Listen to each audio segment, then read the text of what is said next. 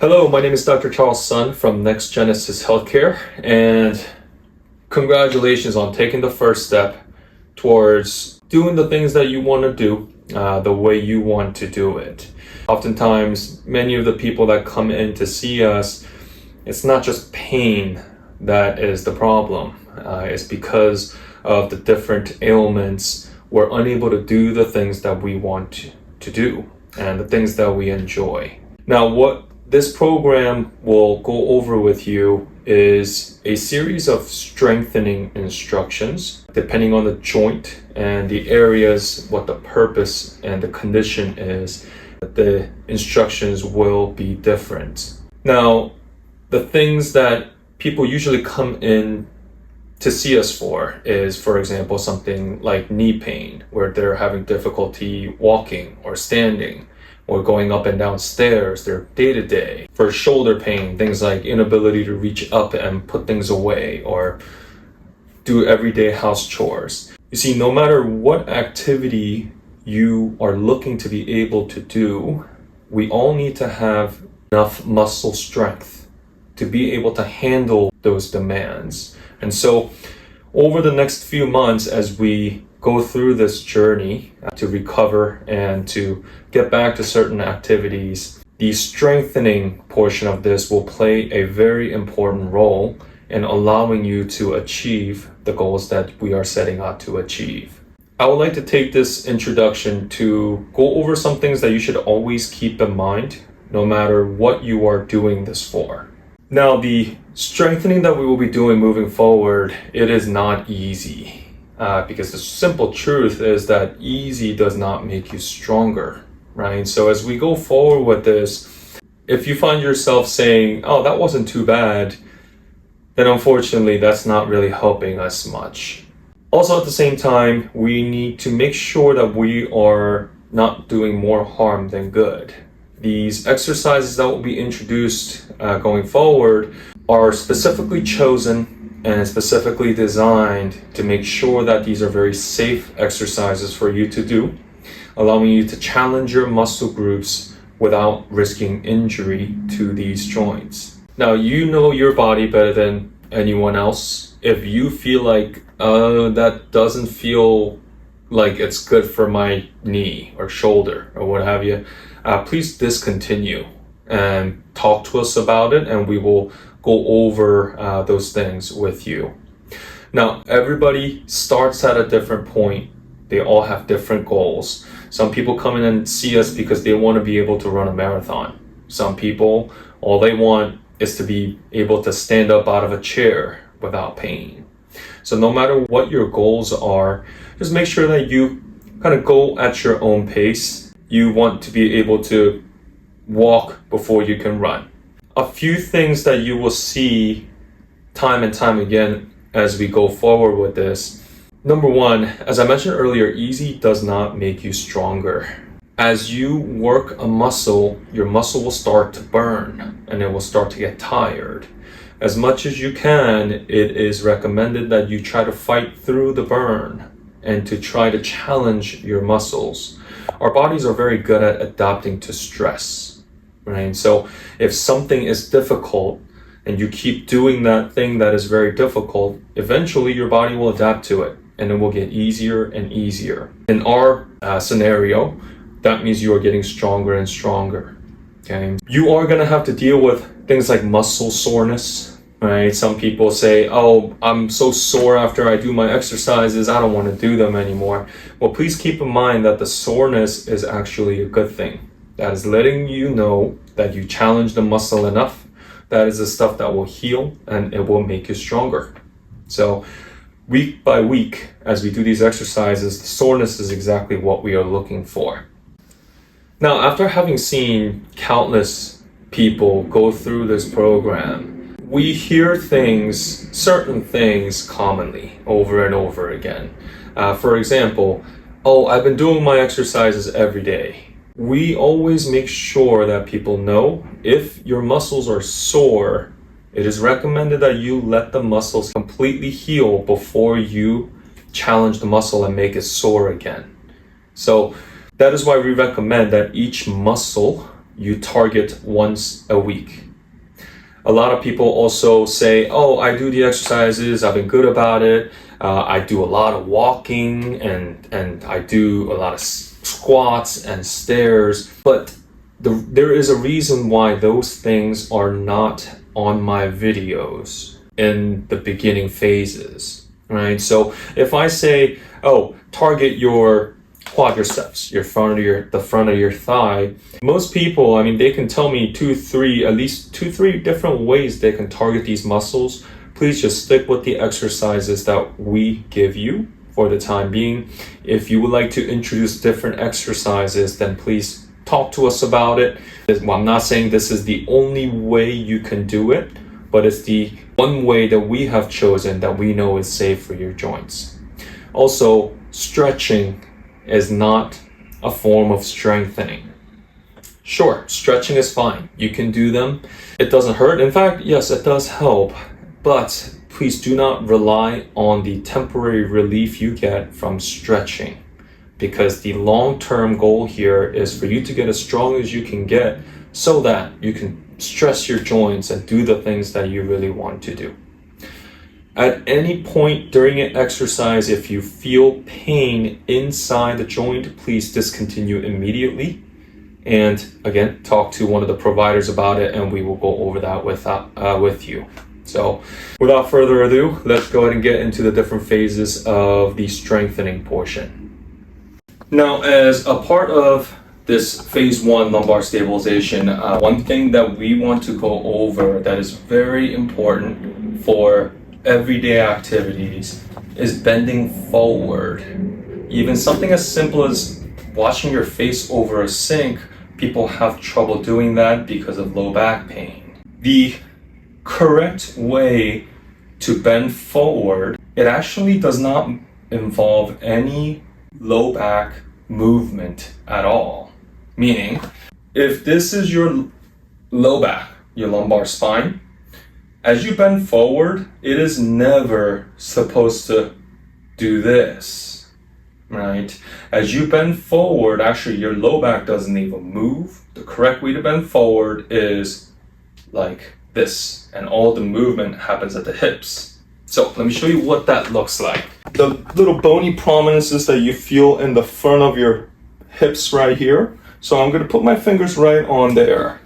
Now, as I bend forward, you will notice that all of the movement happens below my fingers, below this bony prominence, and it happens at the hip joint. Your hip is the hinge, the ball and socket joint where your thigh bone meets the pelvis, this joint right here, right? So as I bend forward, my low back actually does not even move. And this is the hinge where the flexion happens, where the bend happens. So as people wash their face over a sink, a lot of people do this. And you see my low back is bent. And that puts all the weight on the front side where the discs are. And a lot of people experience low back pain. When in fact, and this may look a little silly, how you should wash your face over a sink is actually you bend at the hips. Your butt kind of sticks out a little bit. And you bend at the hips. And when you do this, you see your low back does not move as you do that. And it takes the stresses off your lumbar spine, and it is much easier to do those everyday activities.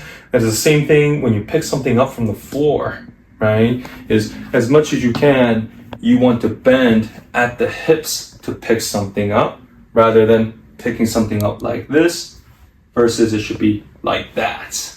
So practice that movement. We are going to need the correct movement to hinge at the hips instead of the low back for one of our exercises in phase 2.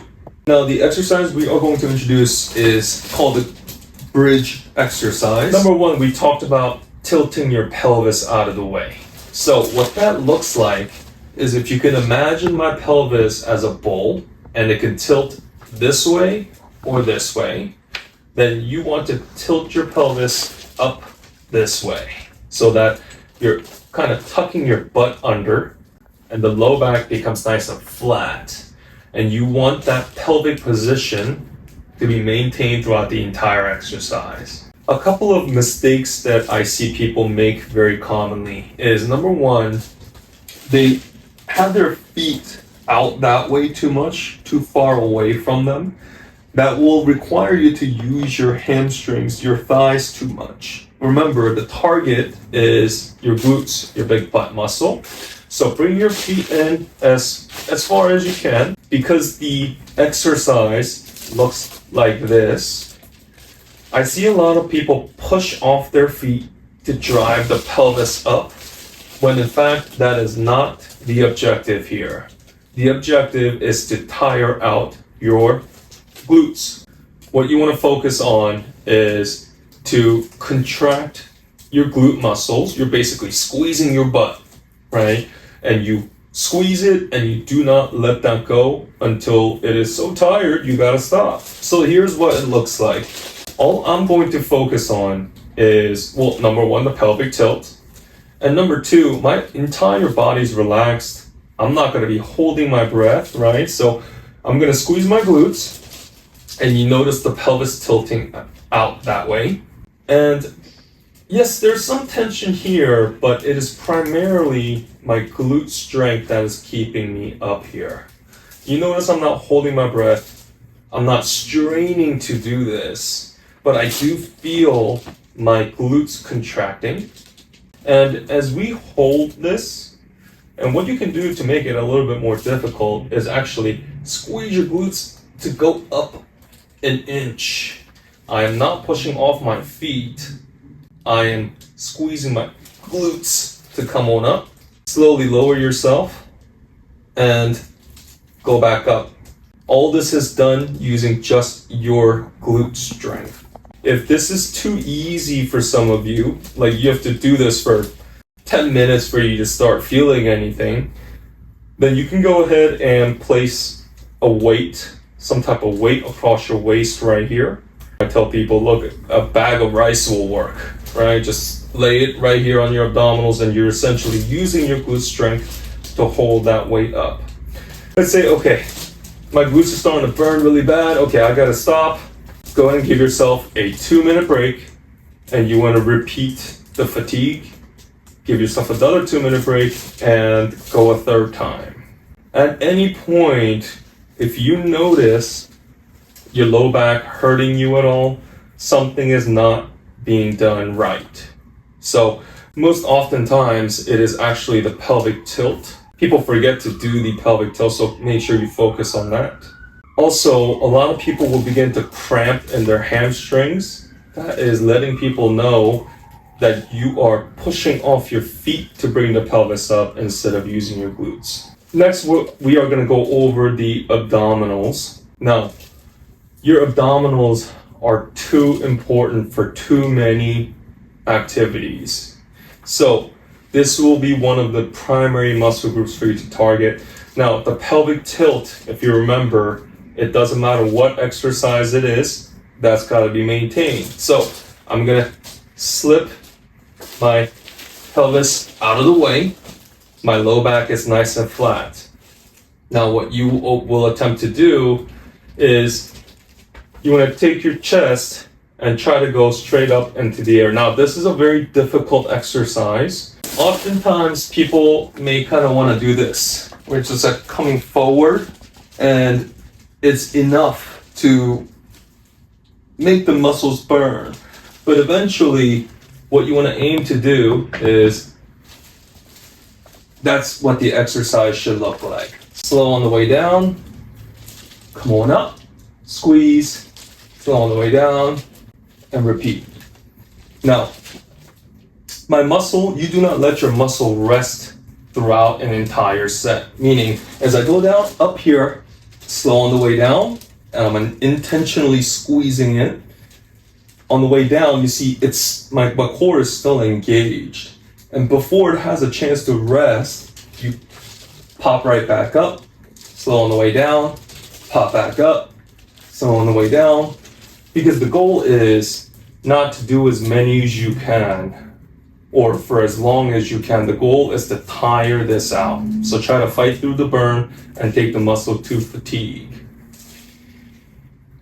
For those of you who find this exercise very difficult, what you can do is from here, try to reach for the knees and slow on the way back down. Touch your knees, come on back down. But same thing applies. You don't let your core relax. Slow on the way down, and you go until your abdominals are burning and they're tired. 2-minute break, repeat. 2-minute break, repeat. That's done once a week. For those of you who find this exercise getting a little bit easier, what you can do is you can hold a weight in your hands just like this, and you're essentially using your abdominal strength to push the weight up into the air. So you hold this here, push it up this way, and you go until you're burning. Also, another common mistake that people make is, yes, you're trying to go up, but a lot of people, they go up with their head. And it is not a good position for the cervical spine, your neck. So a lot of people will say, oh, my neck hurts as I do this exercise. So try to leave your head here, and it is the torso that's coming up that way and not the cervical spine. You leave the head of the neck alone, and you focus on the abdominals. And it's the torso that moves up.